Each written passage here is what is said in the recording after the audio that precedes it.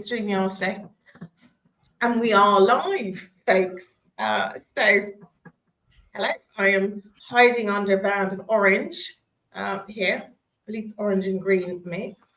Welcome everybody to Are You Truly Living, where we are exploring what it means to live consciously.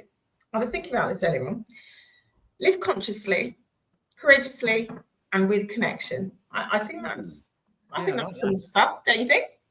Yeah. I think this sums up what this is all about. I think we've been kind of working it through over the last, I don't know, I mean, this is quite scary. This is like episode 17, if you want to call it episodes. So here we are, moments of impact. The word legacy for me, I don't know, I will be honest, it kind of makes me shudder a little bit, because that makes me feel like it's done, it's gone, it's over, it was. Whereas actually I think it's different from that. I don't know, what when I say the word legacy, guys, what does that word shout and scream to you? Yeah, I think I know what you mean, Laura, because for me, it's what you're leaving behind, right? Yeah. And it's one of those things that when you get into midlife, suddenly it comes into sharp focus. You do start to think, oh, actually, I'm not going to live forever. I've been busy building my life and stuff for me and stuff for my family, but actually haven't made a mark on the world in the way I would like. And that's certainly happened to me. And it's why I've changed everything about my life and my lifestyle, because I suddenly became very aware of my impact on the people around me and the planet. And I think that was about building a legacy. So it's kind of, I feel like I'm in that now, building a legacy, which is about what I'm going to leave behind. But Mark, I guess the question for me is it about building, or is it about actually every step that we take along the way is actually building? So it's not about suddenly a moment in life, but actually every single point in our life is, I don't know. I mean, I don't have clearly I don't have all the answers. I'm just curious. I'd love to hear the answers, obviously. Clearly. Make life easier. But but it's an interesting thing to think through, right? Sorry, my microphone is over here. In terms of expectancy and what we are and what we're trying to achieve and who we are. We have this idea of being a finished product. And Dan, legacy is a lovely word. And I suppose it's a word we don't think about until a certain point in time, and maybe until a certain age as well, that we really don't kind of see it in those terms. Maybe having kids kind of gives us that idea, but I don't even know if that's it. I think sometimes it is when we kind of look back in our own life and we go, God, was it worth it? Did I do these kind of things? Am I happy with what I've achieved, or have I left a stamp on anything?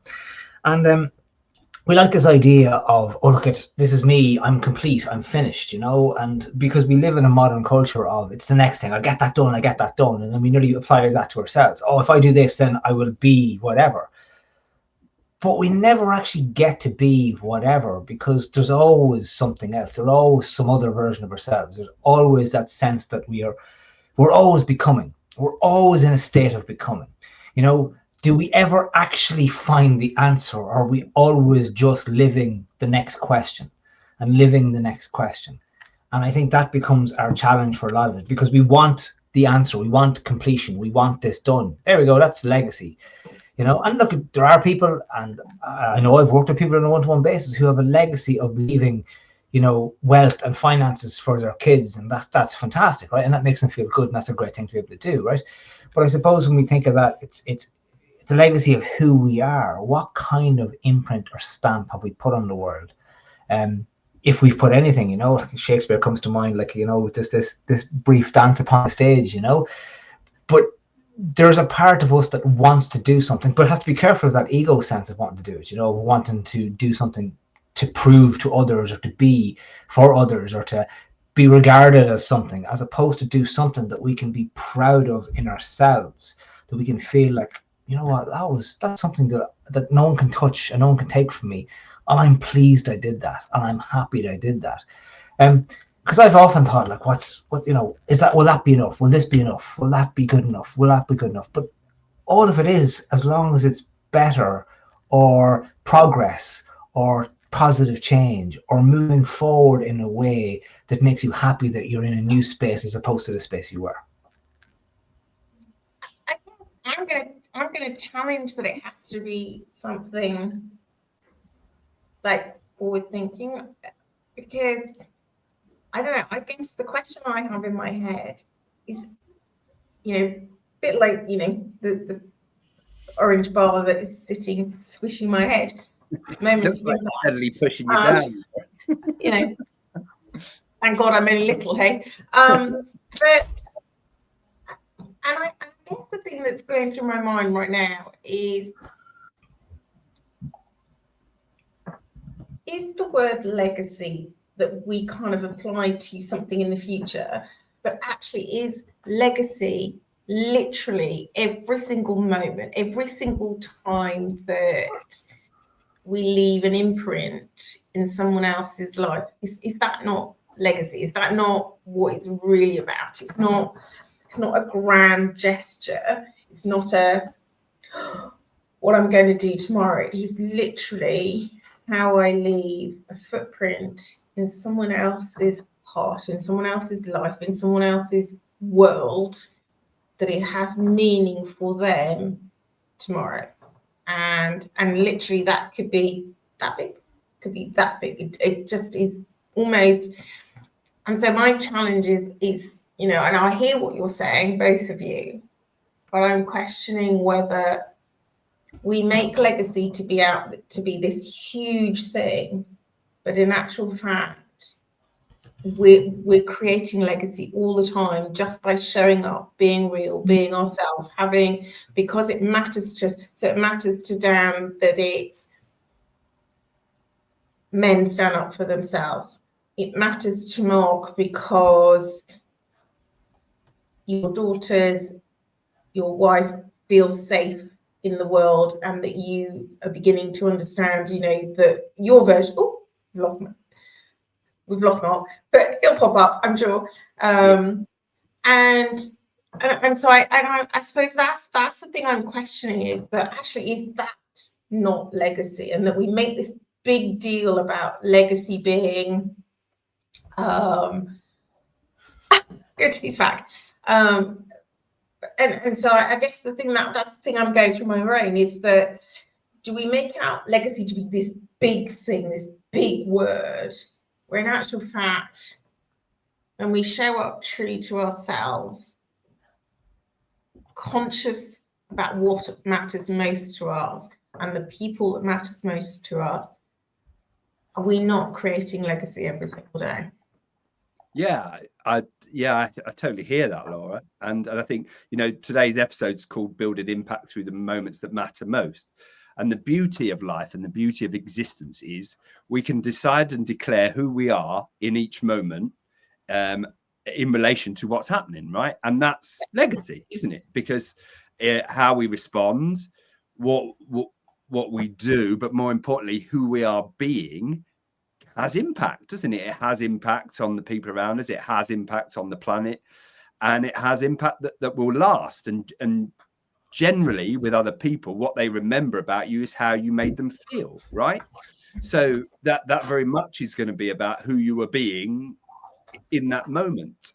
And what I like about the way that you put it, Laura, is that we can be aware that in order to live a life in which we leave legacy, in each and every moment, we need to own who we are being, and therefore what we are doing and what we are having, in order that we create a legacy that we want, right? So instead of, unconsciously reacting and living on autopilot and allowing our conscious mind to go, oh, I know we know what this is. This is how we react to that, because that's how we get stuck, right? We get stuck in an old version of ourselves, as Mark was saying, life's about moving forward, and it's a journey, isn't it? What you realize as you go through life is there isn't a destination. There isn't a point where you put your feet up and light the cigars and go, well, that's that done and dusted. That's my legacy. Because each time we push through a new level of awareness or consciousness, or we go and do something different, or we act bold, or we take a risk, or we create something new, that's us deciding and declaring who we are. And that's about impact, isn't it? And also that's, as you say, Laura, that's legacy.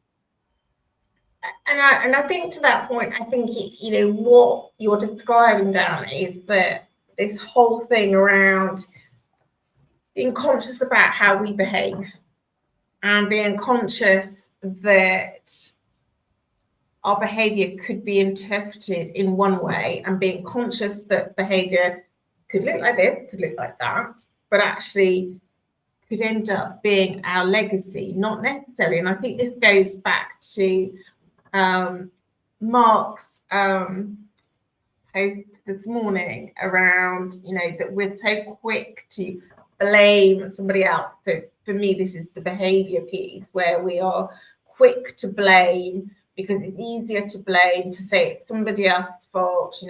They did this behavior, this is how it is. And I don't know, I mean, maybe I'm wrong, Mark, but there's part of me that says those moments when we don't take responsibility, that can equally be in the moment our legacy. And what do we do with that? How do we deal with that? Well, look, everything we do has an impact. Everything we do has an implication, Laurie, which is why I like that idea. It's radical to take 100% responsibility. It's really, really radical to do it. And very, very few of us can do it. I know, Jesus, I can point out a million things where I don't take responsibility for in the right way. And I think we are quite aware of where we don't take that responsibility. I think we know if we know ourselves, we know, I didn't do the right thing there, I could have done that a bit differently. And so that's why it's so important, because we are creating that legacy in every moment, because by the decisions we made, by the actions we take, that defines us, that defines who we are. In that moment, it defines us. And even though it doesn't define us as we are, because we can change, but if the thing is, it may define us in certain situations, it may define us with certain people, because that action will forever be judged.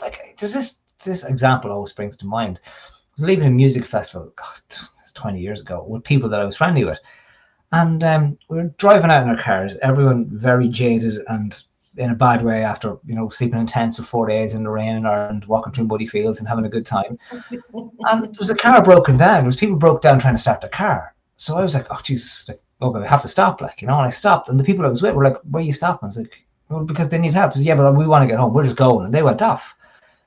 And that was a moment when they made a decision that they wanted to get home. And I wanted to get home too, but there's a part of me that needed to stop and help the person who needed help. I had to do it. I couldn't, if I had to drive down that road, I'd been 2 miles down the road going, why didn't I stop for that person? That person, I could have just helped them push that car to get it going, to get it started, whatever it was.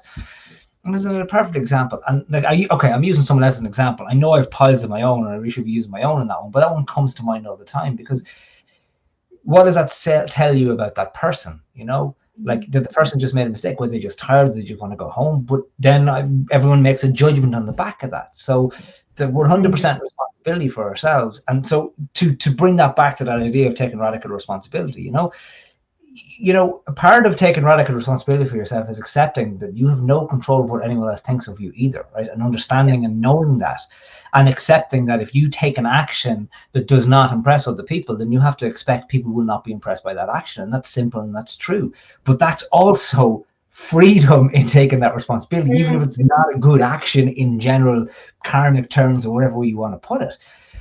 So it does just demonstrate that every moment we always have that choice. Let's bring it back. Let's bring it back to a basic thing that we can all understand. The classic phrase is no use crying over spilt milk, right? I've been there with my kids, and they've picked up milk and they've picked it up upside down, or the lid's been off it and it's just spilt all over the floor. And you're like, oh, Jesus, what are you doing? Immediately roar and you shout.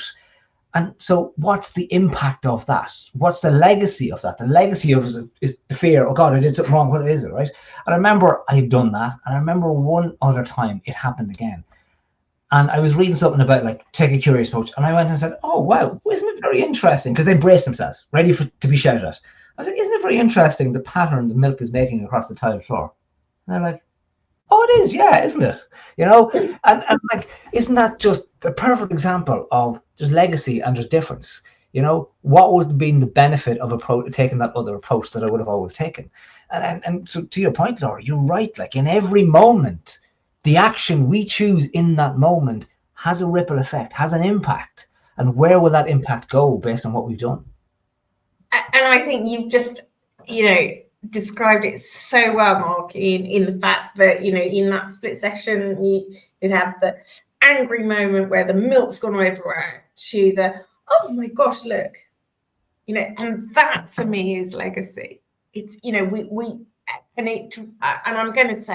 I'm just going to say it out loud. It drives me nuts. Oh, my legacy is going to be this, as if it's some grand gesture, that we're going to just pop along, and for this moment of time, we're going to deliver our legacy, and then we're going to pop off and do something different. That's not legacy. Legacy is every single moment where something really matters to us. I mean, only earlier today, I was having a conversation with someone. He didn't know me, I didn't know him. We just brought together because of a shared connection to something we're both part of. And I just offered, I said, look, all right, let's just have a conversation. And he was expecting 10 minutes. I go into the space going, no, people's time is valuable. We will share whatever time is needed to have the discussion that we need. And it was one of those conversations where he was like completely energized by the end of, it was only an hour, and it completely changed his frame, because I just sit there going, time is the greatest gift I can give. It's precious, but I will only give it to those who are prepared to, honor it back. And he was prepared to honor it back. The person he'd wanted to speak to hadn't honored it back, and that was part of the conversation we were having. But it was in that moment that the whole conversation changed, the whole impact changed, the legacy. It's how people feel once you finish the conversation. It's not about that I did anything. I just held space. We just had a conversation. Could have been 10 minutes. It could have been an hour and a half, as far as I'm concerned.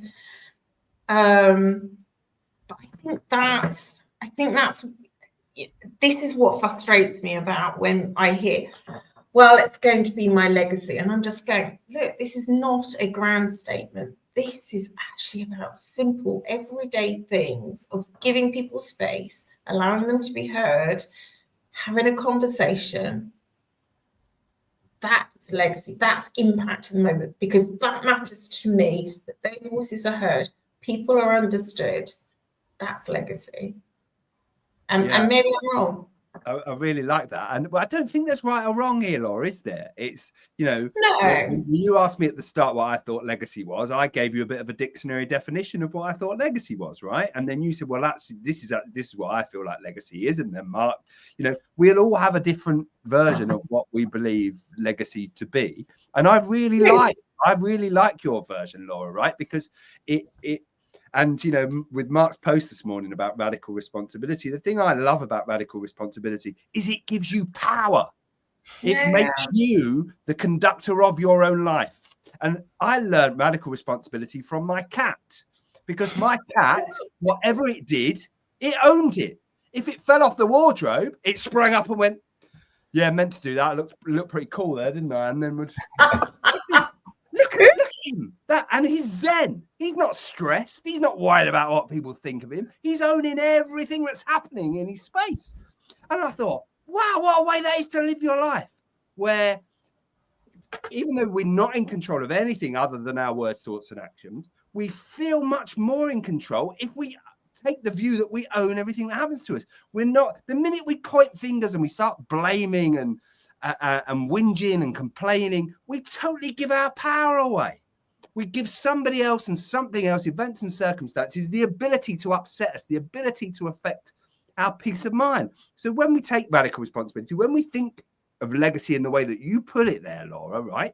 This is how we act with integrity then, isn't it? If we're aware that we're having impact in everything that we do and everything we say and everything that we think, then we're not just going to allow our mind with its agenda of wanting to keep us safe and loving what's familiar and all those things to make us act in a way we don't like, to make us step out of integrity when our words and our thoughts and our actions are no longer aligned. We're going to be a bit more conscious because we're thinking, right, in every moment here, I'm creating a legacy.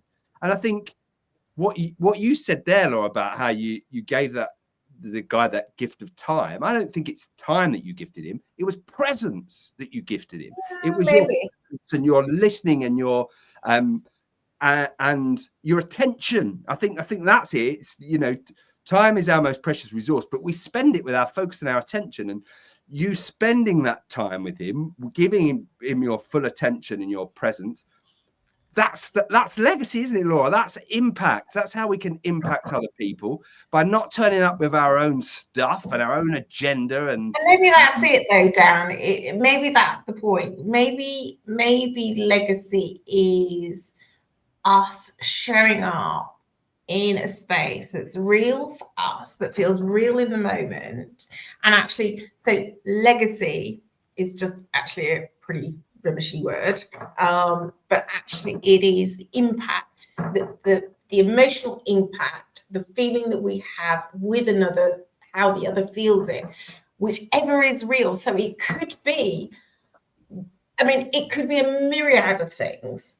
It's not necessarily, you know, it could be the way I describe it. It could be the way that Mark describes it. It could be the way you describe it. But it is where there is an emotional connection, because it's felt between two people, between a broader number of people potentially. That is what legacy is about. It's not I wrote a giant thing and that's my legacy because it now has some gold stars associated with it. I don't know, and that's what I'm guessing I'm hearing from what both of you are saying, is like, there's no definition. It's not, it could be huge just because that's what happens, but it could be really small and that have a huge amount of impact and legacy for everybody that went before. I don't know, Mark, am I like, you know, having a rambling moment where my brain has gone super duper curly whirly? It's fine. I don't think so, Laura. I don't think so, Laura. Like it's like the title of this one was, you know, building a legacy through the moments that matter. Okay, and I suppose what we're kind of thinking through is that all moments matter. Like, what moment doesn't matter in what you do? Sitting to have a cup of tea, does that matter in the greater scheme of things? No, it doesn't, but maybe it does. Maybe when you sat to have that cup of tea, you took a moment to yourself, and that allowed you to regather your thoughts to be your best self in the next moment. Like, you know, what moment doesn't matter? Like, I think of it in terms of, and Dan, you said that lovely line earlier about, you know, people will always remember how you make them feel, and they always do. They will always remember how you make them feel. Like, it's so important. Like, you know, you walk into a space, and even you might be feeling like, oh, I'm tired today, or I'm not with this today, and you walk into a space. I remember being in the Middle East in particular, and I was in this coffee shop, and this guy came in, and you obviously know the greeting there can be wa alaikum, right? And this guy walked in, and this booming voice, he just looked around and he goes, wa alaikum, to the whole little cafe, like, and everyone turned around. Oh, and in that little moment, everyone felt a little bit better, a little bit more alive, a little bit more awake, a little bit more together. Like, I walked into the spin class that I do this morning, and it's been like a romantic date between me and this other guy for the last few weeks because no one else has been turning up at 6:30 in the morning. And this morning there was 3 people who hadn't been there in about 2 months. And I was like, welcome home, we're back at last. I was only thinking about it afterwards, like, and I was taught, because of my background and growing up in a small country shop, that, you know, you always were greeting someone new. There was always someone in the house or someone in the shop that you had to walk up and say hello to. And my mother and father would always generally beat it, like literally beat it into you, like, say hello to this person, say hello to this person, you know, have you said hello to this person yet? You know, even today, if I'm with my mother, like, I'm 47 years old, like, did you say hello to her? I'm like, yes, thank you, mom, I did, you know. But it's a little thing, right? And if you want to talk about legacy, they have given me a legacy of how you greet everyone as if you're happy to see them. You greet everyone as if they matter to you. You greet everyone as if, not just as if, that's not fair. You greet everyone because they're important, because they matter, because whoever they are matters in whatever space you find them in. And people remember that because it matters to them. Like, I've had conversations with people years later, said, Jesus, like, my friend used to say this to me. She said, like, when we called to your house when we were a student, if you weren't there, it wasn't the same experience at all. Because they'd walk in and I'd get, oh, Jesus, welcome, come in, will you have a cup of tea, you know? Because that's how I was taught that you do that. And I didn't think about it as it being an impact. It's only years later where I realized it, but I was taught that that's the right way to do it. And I also wouldn't have felt right in myself if I hadn't to do that. And to me, like, because the title, like that little orange box that's squishing you down into your square there, Laura, says moments of. I'm sure anyway. It says moments of Someone is impact. always, you know, like, I have to lose half my title, but it's fine, you know, I'm the noisy one and I'm clearly the only female here. So, But isn't that it though? Because it says moments of impact, and it's in every moment there is an impact, in every single moment. And from a small little thing we can do, it's amazing how it changes a whole atmosphere, a whole energy, a whole space. But just walking in and being happy to be there and being appreciative of the people who are there and saying hello. it's so true. So let me let you into a little secret. Oh, well, like the one that when I dial into the call, or is it a different secret? No, it's a different kind of secret to that one. As you know, I did a Women's Voices event at the weekend. Okay. Which was all about, ironically, bringing women together, although we have male allies together, allies, if I can say the word, together. And in a moment, well, no, it was a moment that mattered to me. I wanted to write a card inside all the books we bought. I bought an extra 7 books for the leaders who'd supported delivering the event. And inside I wrote, I mean, it nearly killed me because I'd hoped that I could print it on my computer. It just jammed every single time. So I had to handwrite it.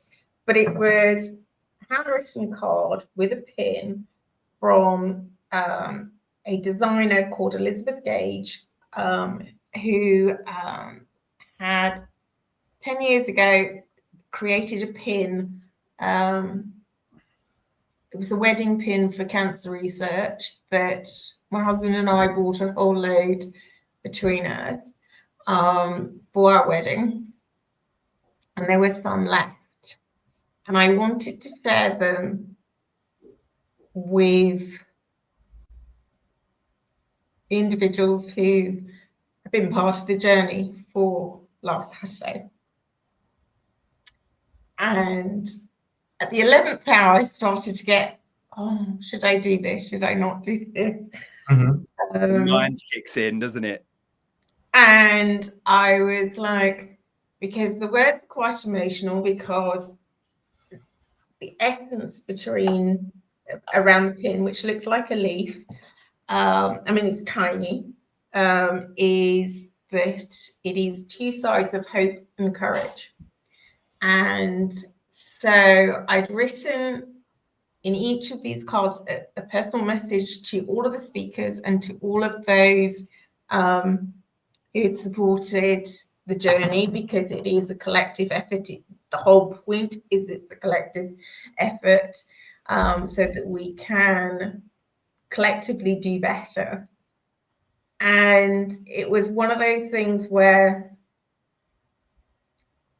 something at the 11th hour ago, somebody made a comment, and I went, have I done the right thing? And I just thought, no, this is me. This is what this event means to me. This is what all of the individuals who have given time, given space, given energy to be here means. So just go with it, Laura. We'll see what happens. And I am not going to lie, at about 4 a.m. on Saturday morning, when I was still doing stuff for this, but it mattered. And then when, after Saturday had been, and so I know I've written some posts yesterday, and the green cards that are there, I mean, that's just a few of them, and they say, you've thought of everything. That for me is what I wanted. That for me is legacy. That is the impression, the footstep, or the footprints I wanted to have in that moment for those individuals who are some of them stepping into a room when they've been harassed, sexually assaulted, all the rest of it, but they were attending that room as themselves, as people, to come collectively with 70 odd other people that they did not know, and I wanted them to feel safe, and in that moment they felt safe. And I have literally, because it popped across my screen and I didn't intentionally, just how the computer works, I've just received another message saying from somebody how much they appreciated the note that I put inside the book that was given. And I just did it because it mattered. And for me, that is a moment of impact. I'm not sitting there going to be, I don't care, because in that moment, it mattered. And I think we forget about those moments that matter. And that is legacy for me. And, granted, we can all create these words around what it means, but I think we have to recognize we don't have to make it complicated. We can make it really simple, and we can really have an impact with just the simplest of moments. And maybe I will just get all totally emotional, but I think that's kind of, I think it's been really, really brought home to me in the last week, through everything that I've done with this and the people that I've had conversations with. So yeah, anyway, usually it's me who's like quite quiet. So now I will just... It's so important, Laura, isn't it?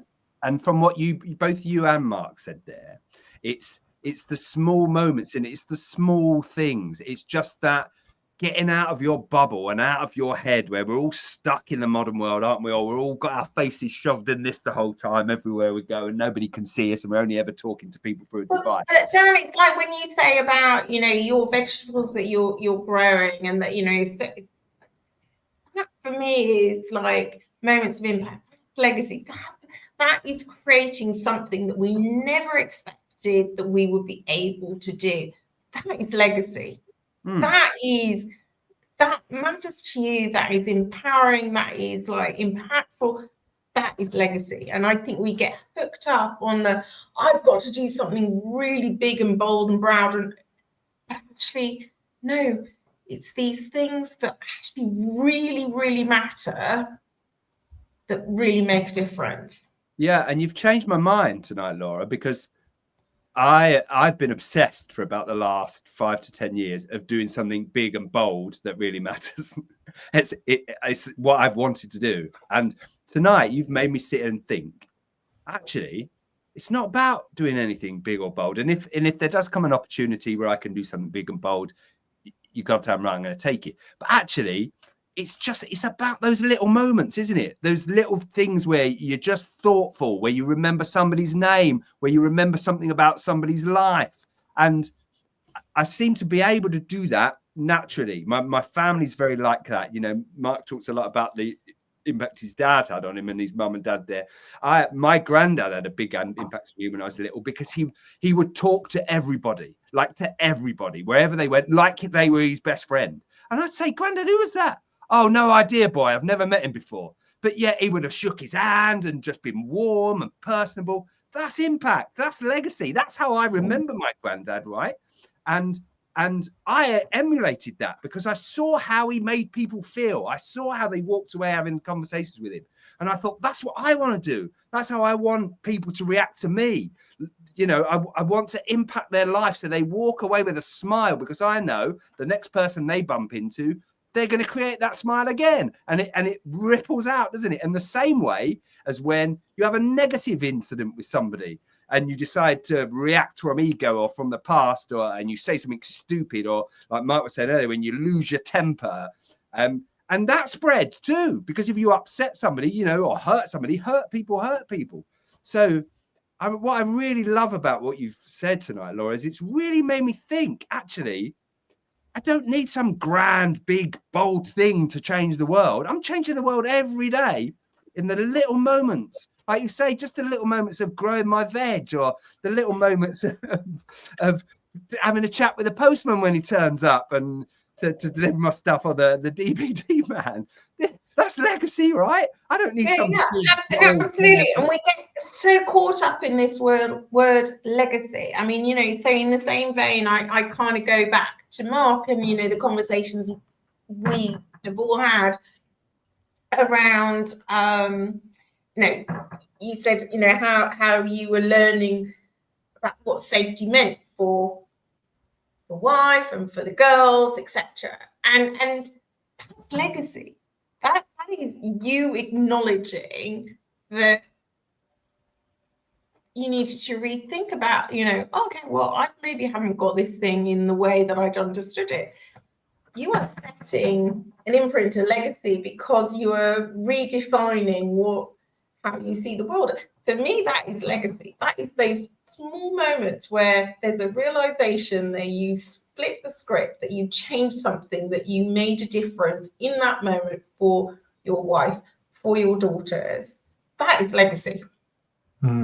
It's not this huge grand thing where I'm going to create a grand plan and I'm going to have, you know, this major effect on everybody. No, actually, it is everyday moments. And my hope would be that means that when they go out looking for a partner, if the partner doesn't treat them and create the safety that they want, they go, this isn't right, this isn't safe, this is how I should feel in these situations. Exactly. But they're never going to get anyone as good as me. But anyway, still, I tell them that. Of course. I mean, that goes without saying, Mark. I mean, like, Laura, just on the story you were telling there, like, I think it's very commendable how, and I could see clearly the emotion in you, because you really had to let go of something in order to provide that impact to other people.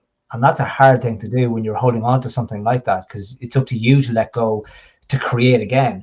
And maybe like that word legacy needs to be made a little bit redundant, because maybe it's being in service to others is what that really is, because that's what we're doing. And that being in service can be simply feeding them fresh food from our garden, can be letting them be seen and acknowledged and known, to creating a safe space for them to be wherever they need to be, because that's in service. And I don't mean, you know, I'm wary of that people pleasing and giving all of yourself to someone. I mean just being in service in the right way to someone, and not because I want them to like me, but because I know it's the right way to be, or the right thing to do. I agree, Mark. I don't see myself as people pleasing. It drives me nuts when people go, oh, you know, oh, it's people pleasing. No. I'm very aware what I do, what I don't do, and what I'm prepared to do, as it were. But I'm equally aware of being in service to, and what is true to what I believe and how I believe I should show up, and thus my legacy, because I think but I think it comes back to this moments and what matters most to us. I think when you are really grounded in what matters most to you and how you see the world, etc., then actually it's much, much easier to go, that's how I want to show up. And I'm not prepared to show up. And the conversation I had earlier on today with somebody who was like in a place of, well, I had to turn my camera off because I so didn't. And I shared his exact same sentiments, but I said, I already knew what was going to happen. I knew how it's going to play out, but because I'd already written down where my place was, and I wasn't prepared to play into that game because that's not the place I play. The place I play, effectively the legacy, if you want to use that word, that I want to present to the world, because that is me. That legacy is the way I show up. That is who I am. That is what I value. That is what matters most to me. And that is how I guide everything that I do within life. And so that is my legacy. I'm not prepared to play as this other person was prepared to do. But that's because I am true to myself. And I think that when we understand who we are and what matters most to us, that becomes our legacy in effect, because we are just standing true to our values. I don't know, maybe I'm wrong, but that's just how and it's the difference between performing a version of yourself for effect and being. That's beautiful. But there's something I'm reminded of, right? I was asked at the weekend, because last was a Friday, I was given a talk to 350. It wasn't all men. It turned out there was about 4 women in the audience, maybe 6, who worked in this construction company. And it was around mental health and mental strength. And someone had died on site only a couple of weeks before, and they knew they had problems in this area. And the guy asked me to provide everyone with a list of contact numbers, right? And there's actually a free confidential helpline for the construction industry. It's actually a number, I called it. It's for the UK and Ireland together, and you can talk to someone directly. So, so I got this page printed out with all these different numbers on it, and I brought it with me. And I left it outside the room on the way out. And I gave everyone an instruction. I said, right, you might be sitting here and you're going, oh God, I can't listen to this crap about mental health and stuff. You know, this is just nonsense, right? And you might be thinking all this kind of thing, guys. But the instruction I gave to everyone, I said, what I need every single person, I focus on that. I need every single man to take one sheet of paper with them, fold it up and put it in their pocket. Because you might not need it, but the one man who needs that can't be seen to take it. So he needs every man to take it so that he can take it.